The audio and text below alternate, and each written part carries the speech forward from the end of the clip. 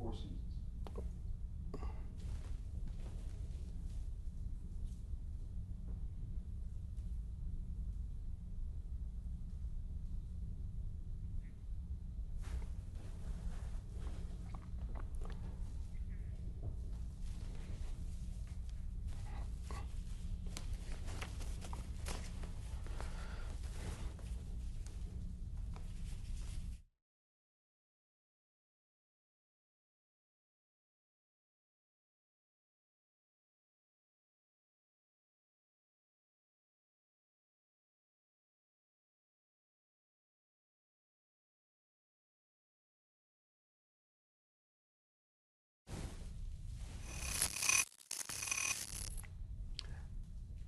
And welcome back to the broadcast. I want to thank Dr. Carson again for joining us. Dr. Hippolyte Fofack, Chief Economist for Afrin Bank, is also joining us. Tell us about Afrin Bank that's based out of Cairo, Egypt. And thank you very much, really, for this opportunity to really introduce the African Export-Import Bank, but also more importantly, for this opportunity to reflect on the U.S.-African trade relationship.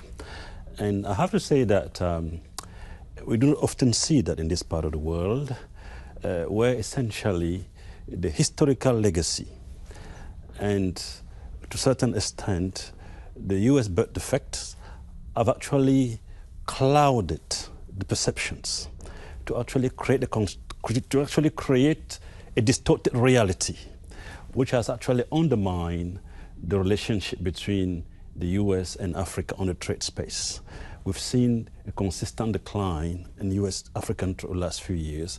And even when it was actually booming, it was largely driven by commodities, reflecting the stickiness of that colonial development model or resource extractions. So it's very important for us to have these conversations to see what can be done and what Afreximbank is doing on the ground to begin to improve that relationship, but also to boost African trade. And the African Export-Import Bank is essentially the African version of US Exim, and which has mandate and a mission at inception 30 years ago to finance and promote both extra and intra-African trade. It's done that very well, but it became clear to us that unless we begin to really support investment in the manufacturing sector, African trade will continue to be dominated by the natural resources and primary commodities that I mentioned earlier. Hence the need for us to shift our strategy to both finance trade, but also invest in the diversification of sources of growth and trade to make sure that Africa integrate the global economy, which is dominated by manufactured goods with increasing technological content. You know, you mentioned the birth defect and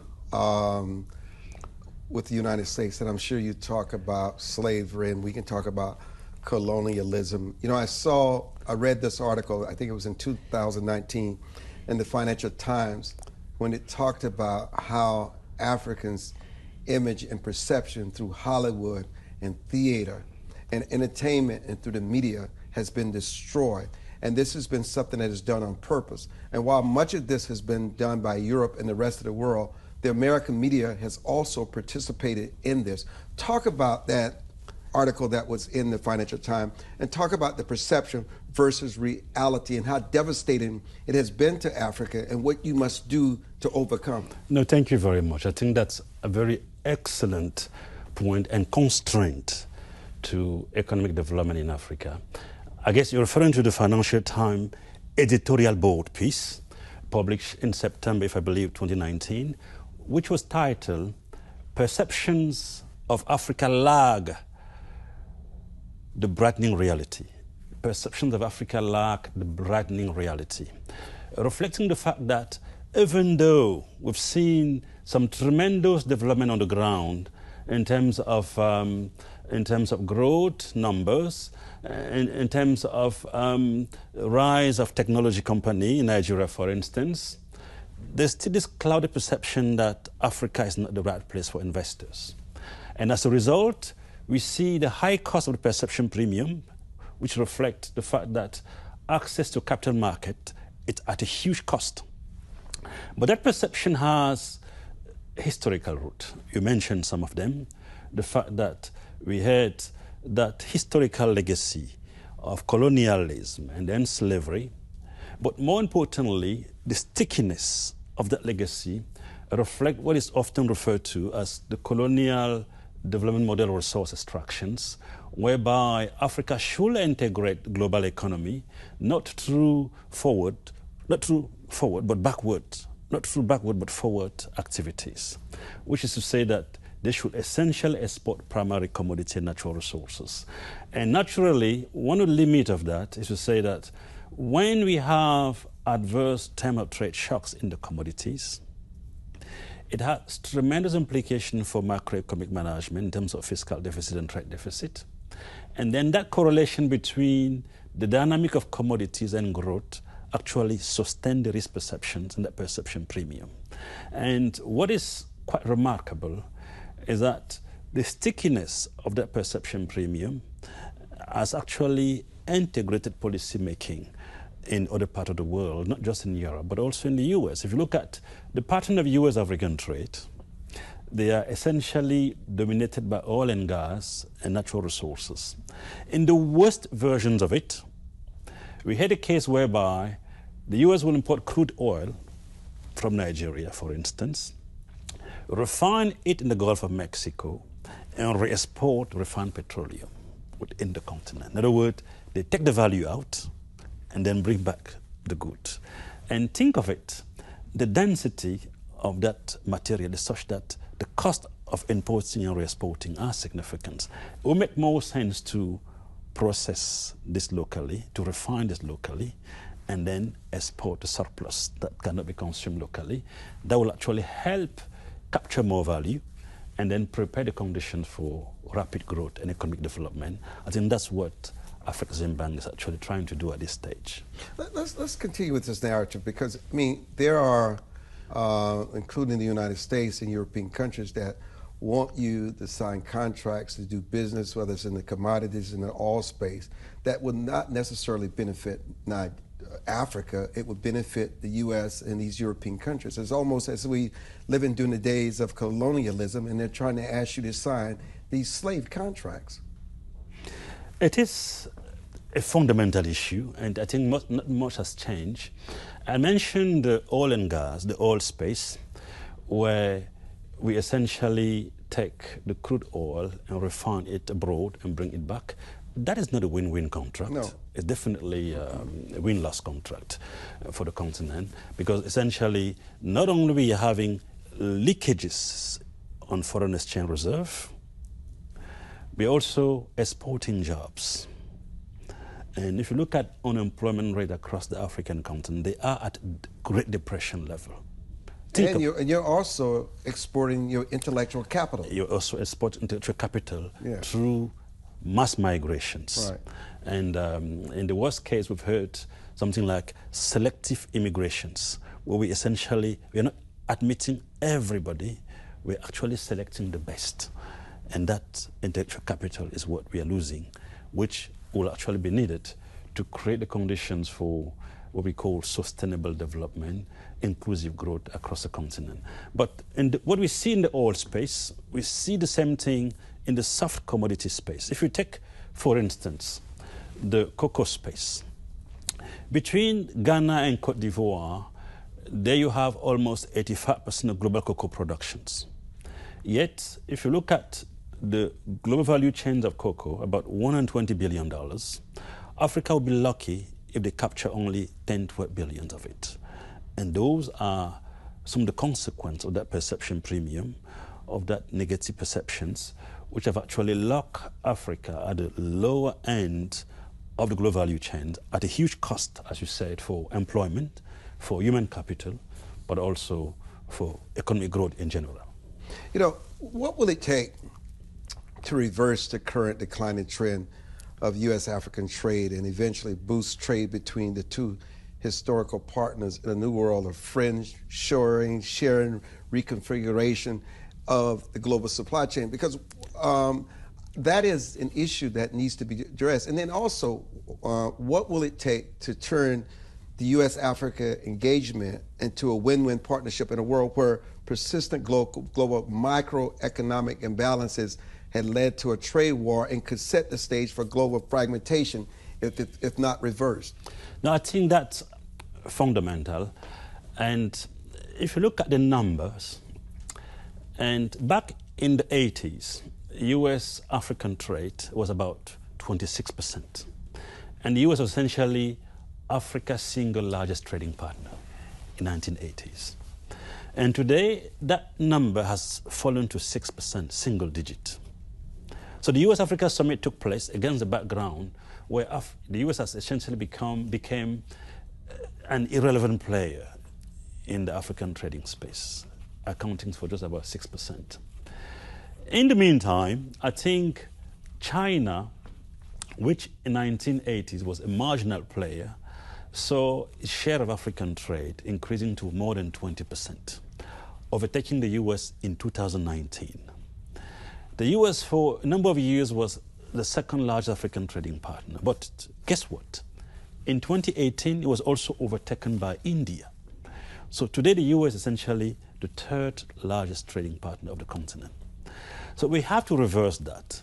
And the reason why we've seen that falling U.S.-African trade are the reason that you mentioned earlier, the issue of excessive dependency on commodities in a world where trade has been largely driven by manufactured goods with increasing technological content.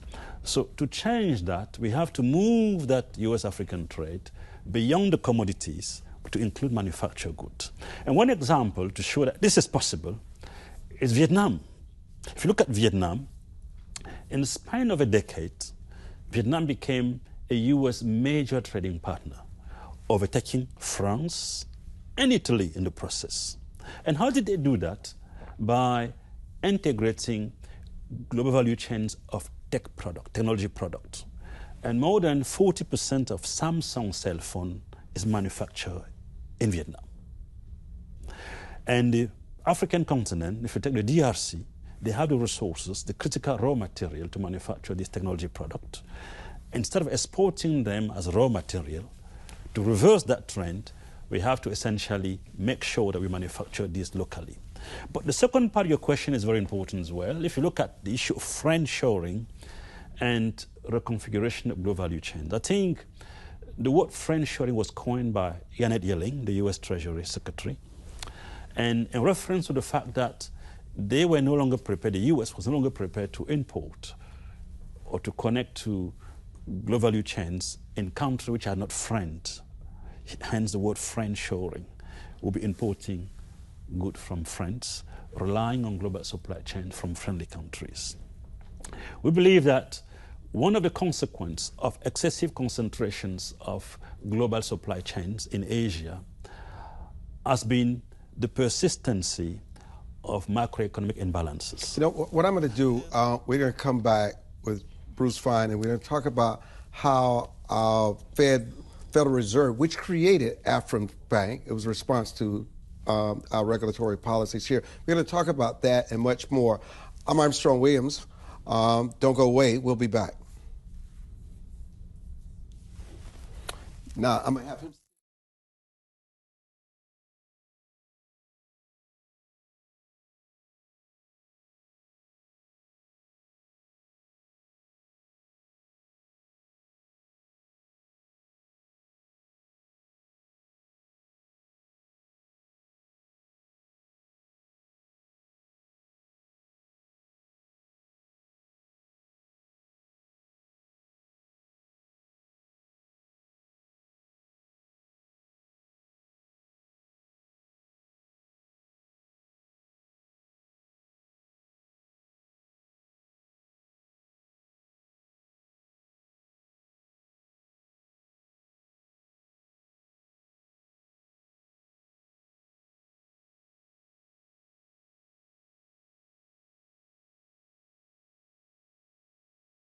What is that like? We're starting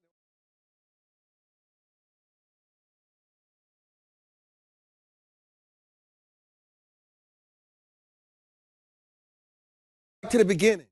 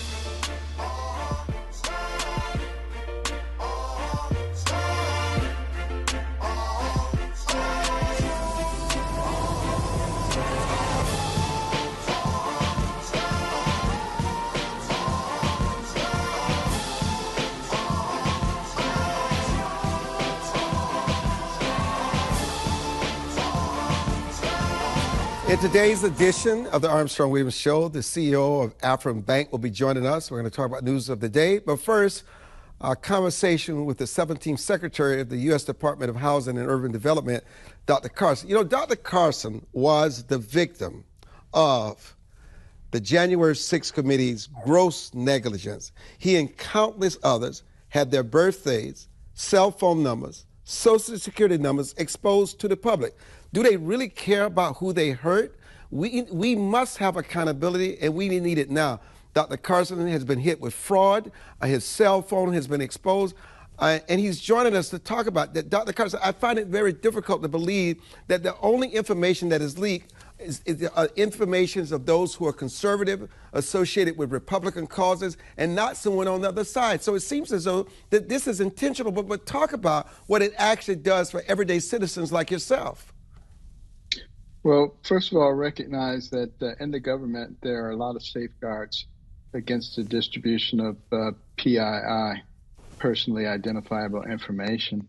At HUD, there were multiple programs to make sure that everyone understood how important it was to keep people's information private. And through the legal office, safeguards were put in place whenever something was disseminated to the public to make sure that such things weren't violated. And I think one of the big problems right now is that there are really no consequences for it. They say, oh, we're sorry, we didn't mean to do that. Tough luck.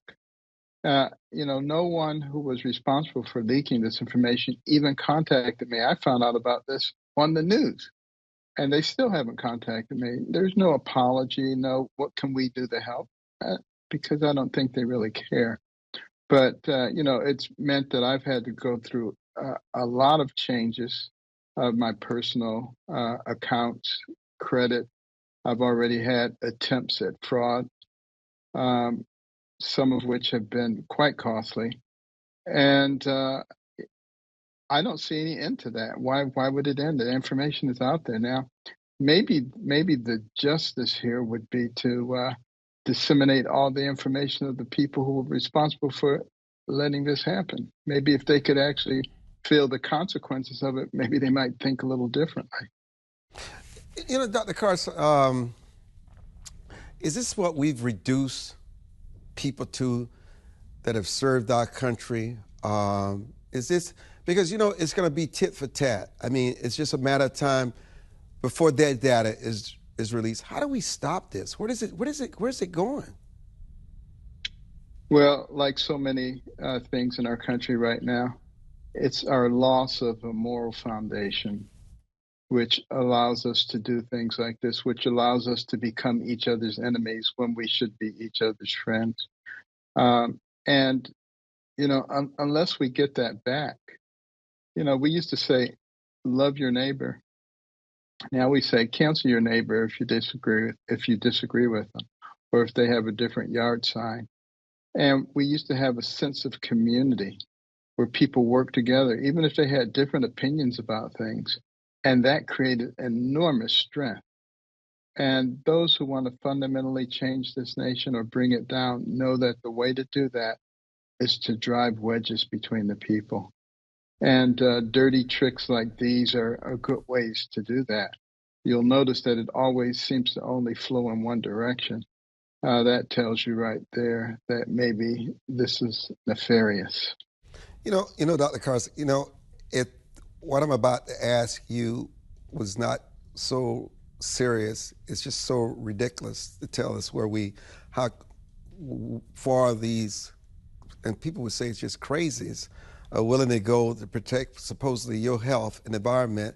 And I want to ask you this because you're a physician. The chair of the Consumer Product and Safety Commission came out this week and said they were going to ban gas stoves. I mean, they were going to ban gas stoves because of the environment. And I asked myself, who sits around and come up with these asinine policies? Well, I think it's evil, to be honest with you, just pure, unadulterated evil. And what if we spent time actually thinking about the good that we could do, how we could improve the environment, not only for ourselves, but for those around us? for those who are in need in our society. Isn't that what America used to stand for? And that doesn't mean that we've always been perfect. There are those who've taken the imperfections in our society and tried to magnify those and make those the key characteristics, and they are not. Have we done things that were wrong? Of course we have, because we're inhabited by human beings, and human beings are imperfect. That's why they need a savior. But we need to get back to some of our roots. That's why at American Cornerstone, you look at the pillars that we emphasize, right at the forefront of that is faith and our belief in God and our belief in ourselves and in that relationship. And that's what makes us, that's what determines whether we're good people or whether we allow ourselves to be the instruments of evil. Dr. Carson, you know, I would be the first to admit that former President Donald Trump has these issues. And while he tends to blame others for the woes that he faced today, he certainly had his hand in contributing to it by his lack of discipline, narcissism, and out of control ego.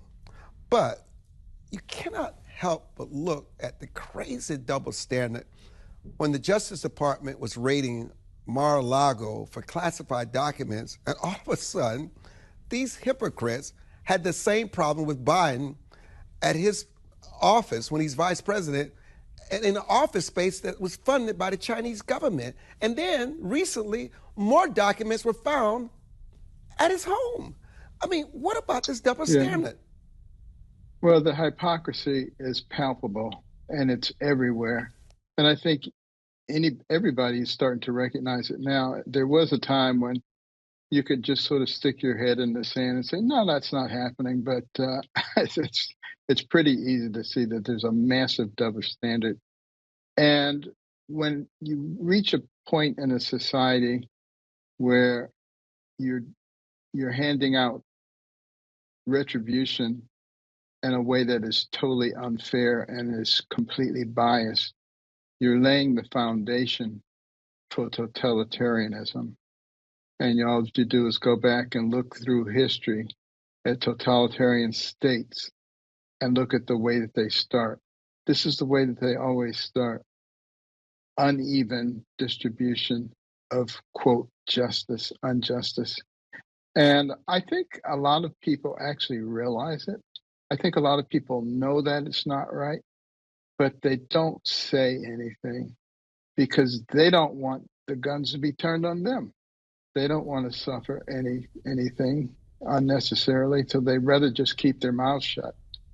And it's just like back in school on the playground when somebody was being picked on. Every now and then somebody would stand up and say, stop it, stop messing with them. But for the most part, people would just, oh, it's okay, you know, and they'd sort of side with the bully because they didn't want to be picked on themselves. Atmospheric rivers in California, these floods, these storms, I mean, 18 people dead. As a physician, what do you say? Well, first of all, great sympathy for those people who are impacted. But the fact of the matter is, you know, we've had natural catastrophes as long as we've been looking. They occur. It's things that happen in an unstable environment. We're going to have changes that are going on, weather-related changes, as long as there is life here. When things stop changing, there's no more life. You know, Dr. Carson, they're now saying that COVID is like wildfire, and it's like the wildfire, doctor. Let me admit this. Just about everybody I know has COVID. I must tell you. And you know what they're saying? They have none of the symptoms. They can smell. They don't cough. They don't have fevers. None of the symptoms that they had a year ago or 2 years ago, and they feel just fine. But they go to the doctor, boom, COVID positive. What has changed? What do people need to do to adjust to this new variant that we're now facing? Well, there are going to be continued alterations in the genetic makeup of the virus. And with each iteration, the virus becomes more contagious, but it becomes less virulent. It becomes less powerful. This is what happens as something becomes endemic. It becomes part of the environment. It is in the process of doing that. But if you want to create panic, just go out there and grab a bunch of people off the street and test them, because a whole bunch of them will be positive. And then you can take that and say, you see, we got to mask up everybody again, and we got to take these vaccines, and we got to do this and that. And you can use fear very effectively to control behavior. And I've got to give credit to the people who've managed to do that. What do you say to those institutions that are demanding that we mask up again?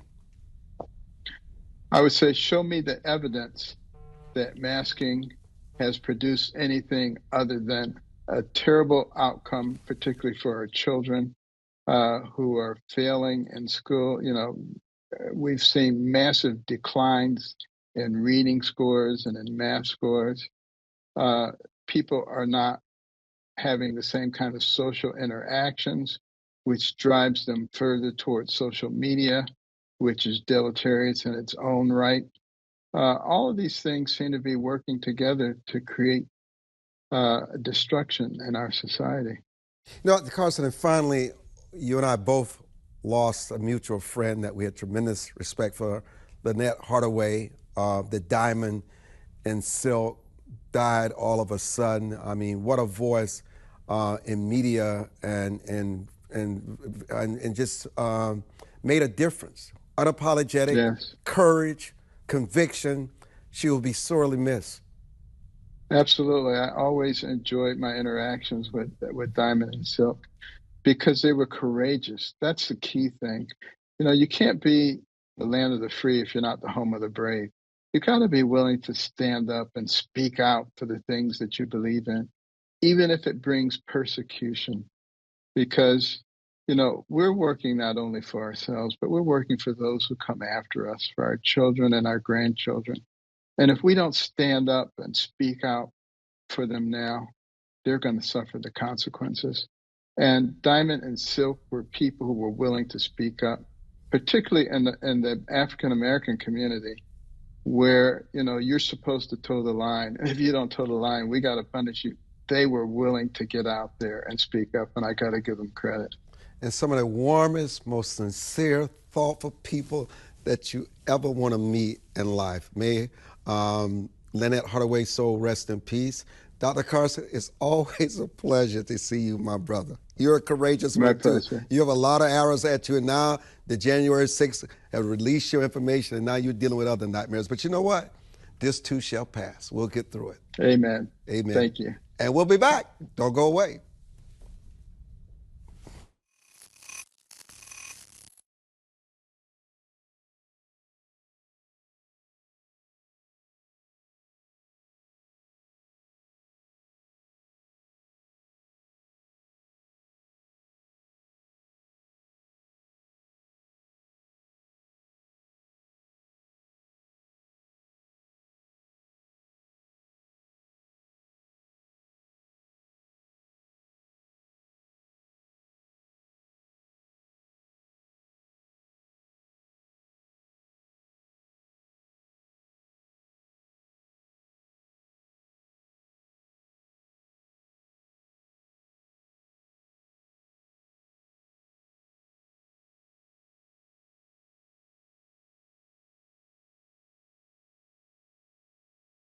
I'm going directly to him. Okay, all right. Okay. It's a difficult job. Huh? It's a difficult job. Oh, not at all. Fine.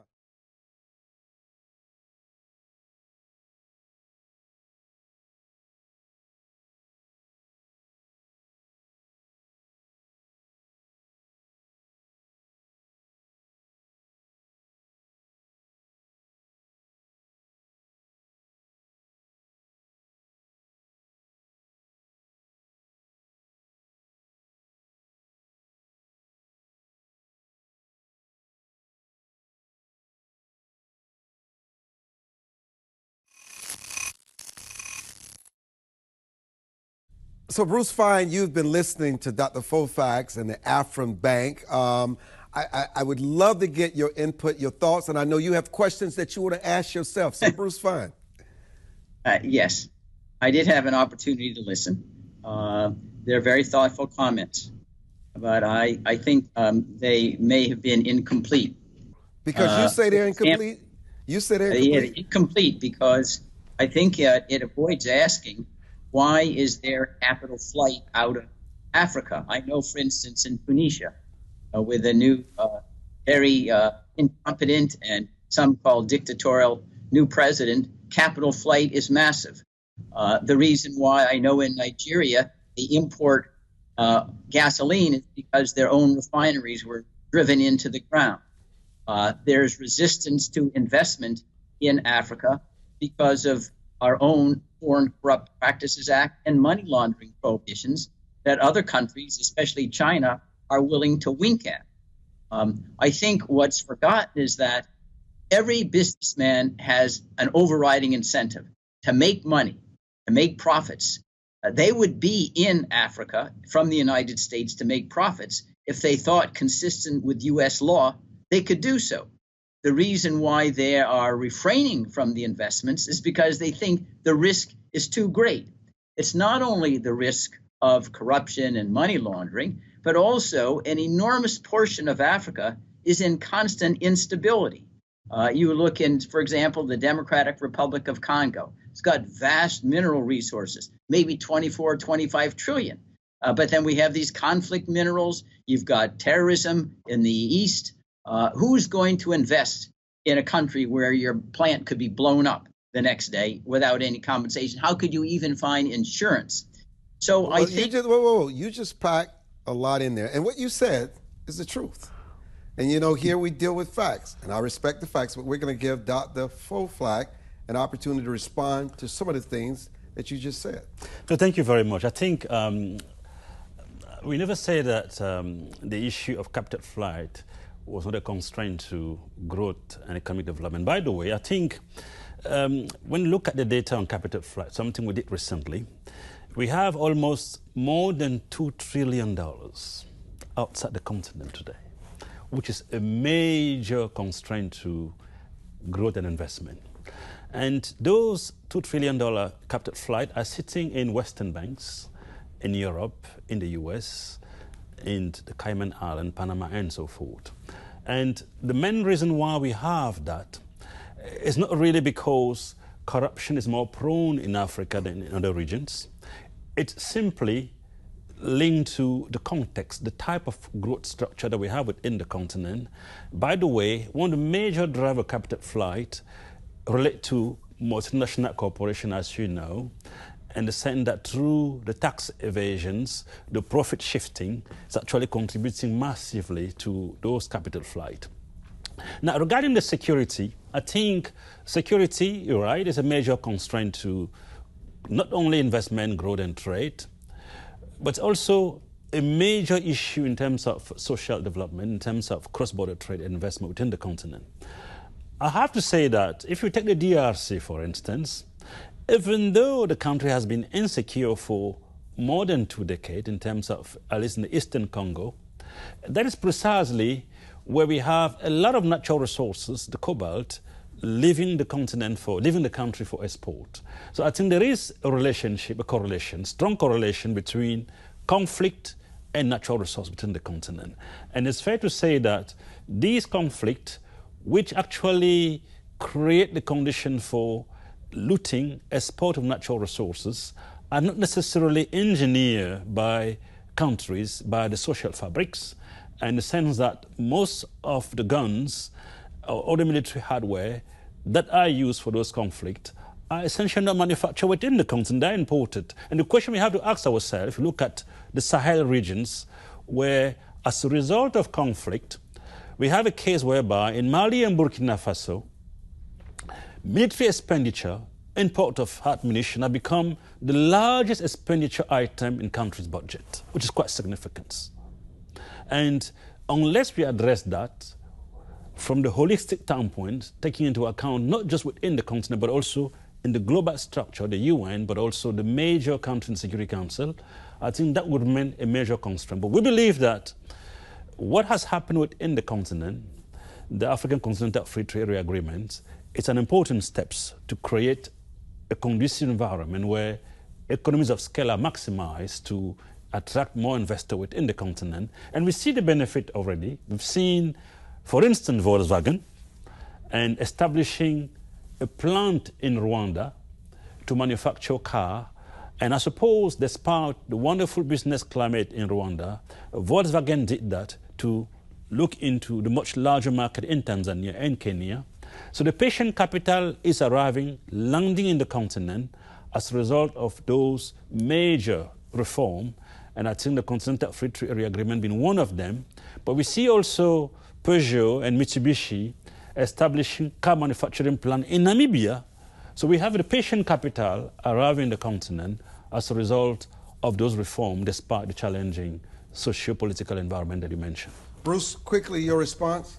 Well, number one, Transparency International rates the African countries at the bottom, the highest level of corruption. The idea that the incidence of corruption in Africa is no greater than elsewhere, I think, is completely counterfactual. Second, the identification of the investment isn't coming from the United States. These other countries don't have Foreign Corrupt Practices Act. They don't have a prohibition upon purchasing and connections with conflict minerals and like the as well as diamonds and gold.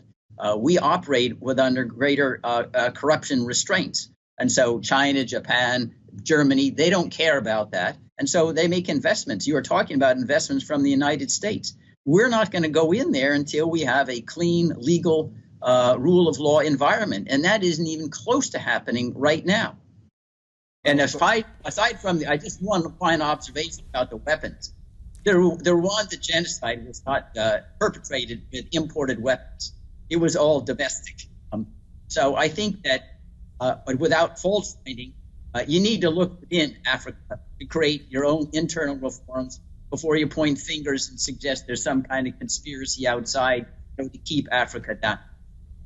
No, I think we are not essentially exporting wholly the challenge facing the continent. We recognize that it's a combination of two factors. I think it takes two to tango, but it's fair to say that the $2 trillion sitting outside the continent would be far more beneficial if they were within that African continent. I think the capital flight are resources owned by African countries or individuals which end up in Western banks. I think that's the fact. We have to really face that.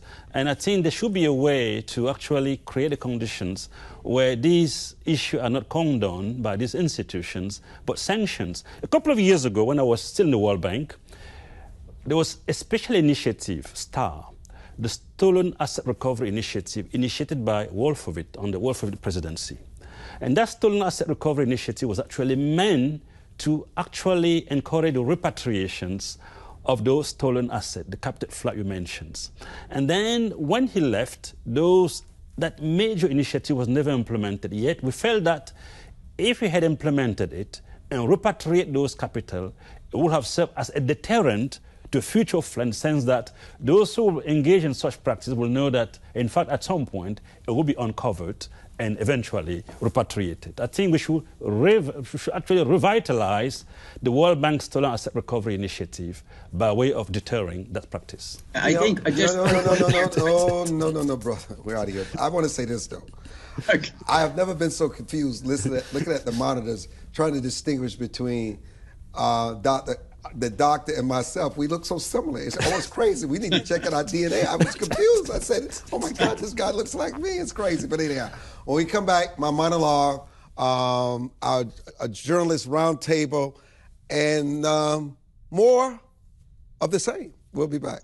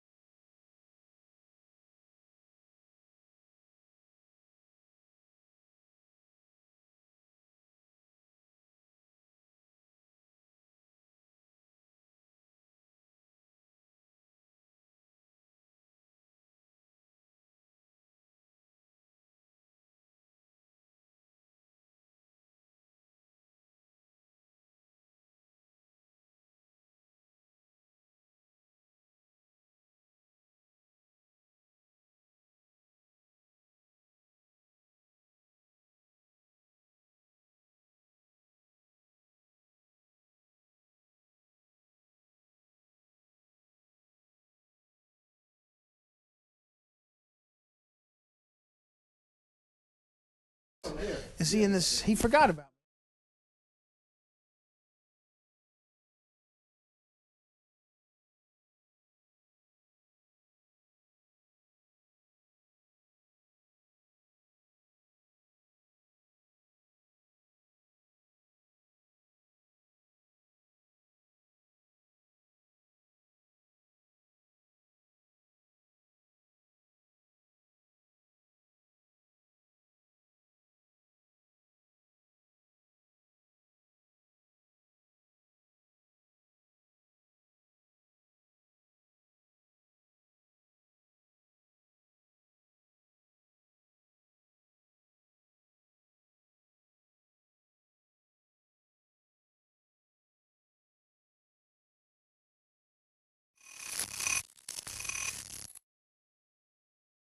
Reasonable, fair, measured, responsible.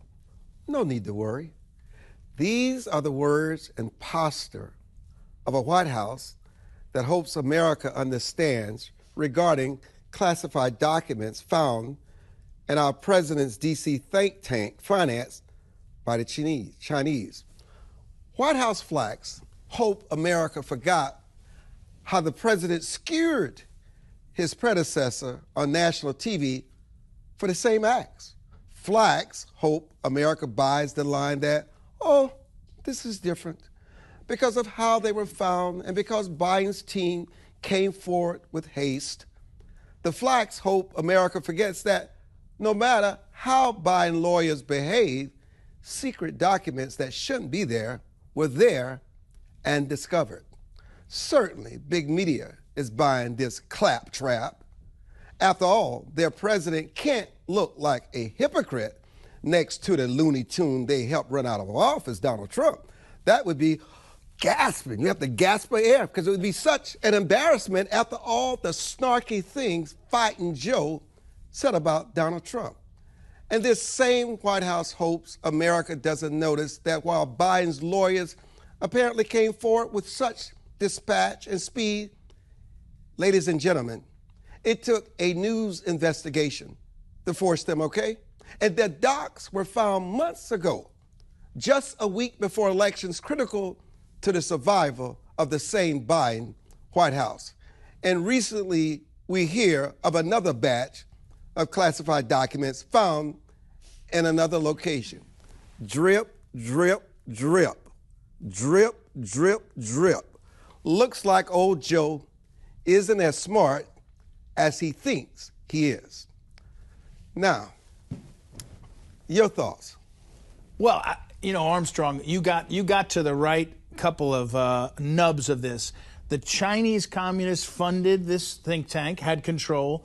Biden and his people didn't come forward right away. In fact, they buried it. If it had come out on November 2nd when they found it, you don't think it would have been a main talking point in the election. So I agree with you on all that, but here's what you missed.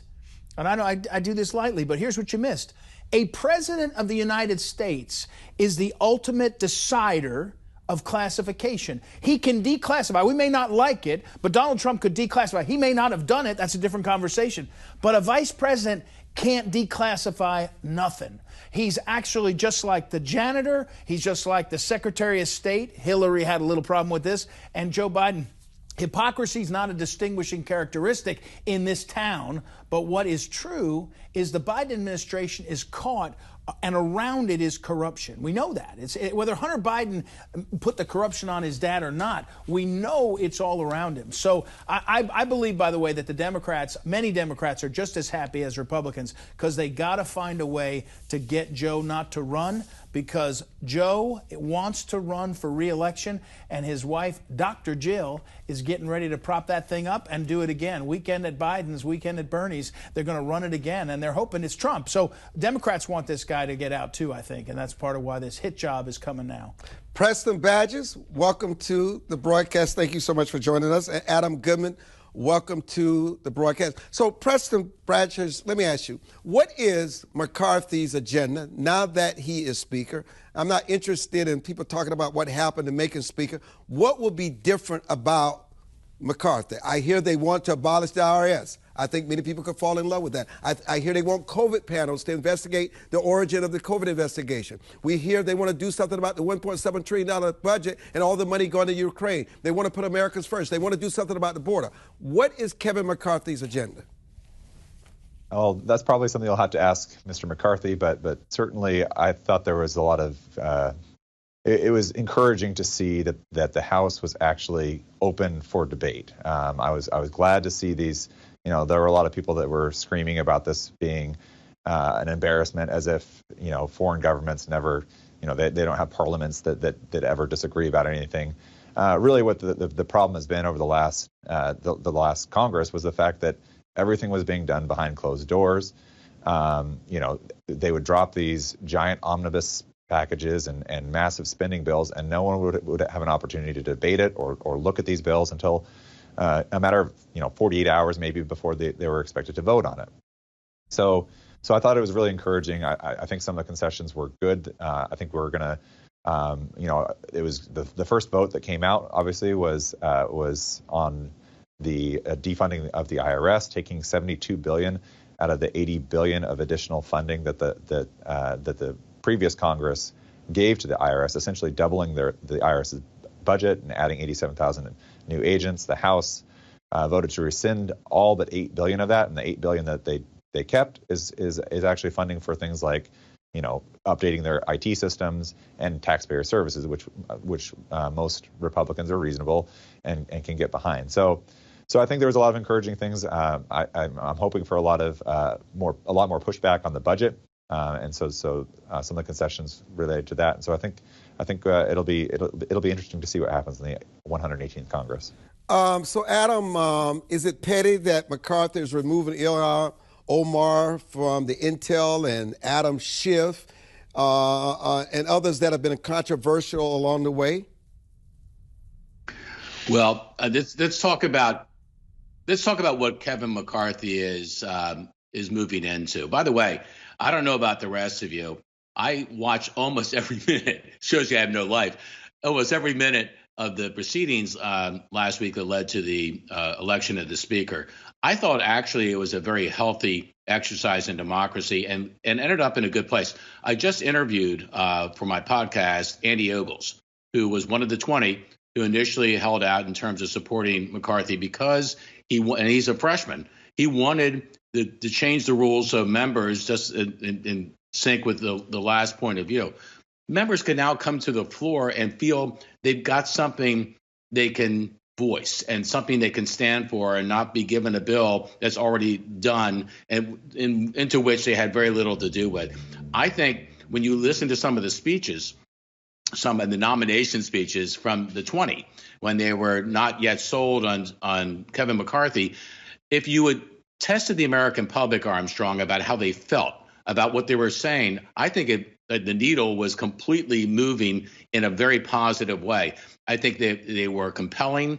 I think the idea that Congress doesn't get a lot done or hasn't gotten a lot done in years past was a major takeaway from the midterm. And I think this whole process will turn out to be good. I hope that Kevin McCarthy, who very early said, my priorities on my agenda start with the border, taking care of inflation, and law and order. Those were his top three. I hope he goes after those first and foremost. In terms of investigations, I think Americans are tired, frankly, of just an endless amount of investigatory zeal coming out of government, as opposed to more zealousness in getting things done to make people and the economy feel more whole and more positive about the future. One more thing I'd like to add from the last point about the documents, the classified documents. Listen to this line and just think about it, Armstrong.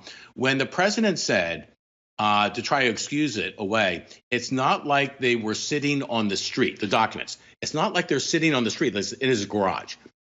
What kind of arrogance is that? To say, I know I gave the former president all sorts of grief, and now, look, it's just a bunch of papers, and it wasn't, sitting on the street corner, as a way to explain it away. I think Americans want better leadership, better quality leadership than that. I hope, by the way, Speaker McCarthy has a chance to do, in a split Congress, has a chance to do something that hasn't been done for a very long time, and trying to pull people from both sides out together on major issues to try to find common ground and move us forward. So let me raise this. George Santos is just a pathetic liar. I don't mean no. I mean, he just lies so bad. It's just so bad. I mean, and you can't trust him. I understand McCarthy not wanting to put him in on any other committees, and I know what Ed Martin is probably thinking. Well, Joe Biden is just a bigger liar, and AOC lies. Exactly. They all lie. I know exactly what you're going to say. Oh, exactly. But does that make it right? Listen, but does that make it right? Listen, I mean, if we're going to go down to Washington and say anybody who lies is out of office, there's going to be nobody left. So I'm all for it. But Eric Swalwell lied, and Adam Schiff lied, and Ilhan Omar lied. So now you got the gay Republican from Long Island who you're going to take to the woodshed. If I'm Kevin McCarthy, have at it. The press is beating this guy up. By the way, Kevin McCarthy already showed what he's going to do. He passed a bipartisan select committee on China, said we're going after the communist Chinese regime. Giddy up. He passed a pro-life bill that said if you're the governor of Virginia, Northam, the former one, who said, we let the baby be born and we decide later. No, the Republicans said we're pro-life. What is he going to do? He's going to do two things. He's going to do oversight, and my colleague on this panel, give me a break. He's got to go in and do oversight and try to tear apart this regime that is destroying America. They're destroying America on inflation, on energy policy, on justice and everything else. And the other thing he's going to do, Kevin McCarthy's going to do, is politics. Just like Pelosi did, just like Schumer does, he's going to do politics to try to make sure that the American people see one party could be in charge of the White House in 2024, 2025, and do something better for us. So this is, I think most people were excited about last week. But if you're going to focus on Santos and whether he lied too much for a politician, I mean, most of the American public looks up and says, somebody's going to tell us who's lying a lot? No way. So I guess this bar was lowered by former President Donald Trump. No, come on. Oh, yes. Come on. He was a liar, too. Come on. They're all liars. It's not. Hillary was a liar. Bill Clinton started this. I mean, come on now. So this is America. I want you to listen up. This is what we come to. They're all the liars. Trump, Santos, Biden, they all lie. So now we don't care about morality anymore. We don't care about integrity anymore. We don't care about honor anymore. What about everybody gets on the same page? Honesty and integrity still matters with our elected officials, with our parents, with our school leaders. It still matters. You should not excuse. I join you in wishing that Ben Carson was elected president, but we don't. You've not said once what George Santos did was wrong. Oh, no, I'm ready to say it. I'm ready to say it. I'm ready to say it. I'm ready to say George Santos shouldn't have lied. George Santos shouldn't have faked his resume. Joe Biden shouldn't lie every day. Psaki shouldn't lie. Donald Trump shouldn't lie. That's not the standard. We're not electing pastors. We're electing presidents. We're not electing people who are going to be our ethics counselors. They're in Congress. So don't pretend that today, when the Republicans get control, that somehow we're going to be really worried about the truth-telling of members. I got to tell you, I think Aideen just told me I had a minute left. It's probably the best news I've heard all day. But integrity, Preston, Adam, Ed, matters. Truthfulness matters. Our founding fathers help us realize what happens when we lose truthfulness and honesty, not only in American politics and their elected officials, it tears the fabric of our country apart. Yes, Biden lies, but it's not an excuse to excuse George Santos' pathetic lies. But anyhow, we got to get out of here. Ed, I get it. I'm not going to defend liars. I don't care who they are. I'm just not going to defend that. We should expect better and demand better. That's who we are as a nation if we expect to survive for generations to come. Truth still matters. I don't care who tells the lie. It matters. We're out of here. Enjoy your weekend. Enjoy the football playoffs, because I am. Go Cowboys!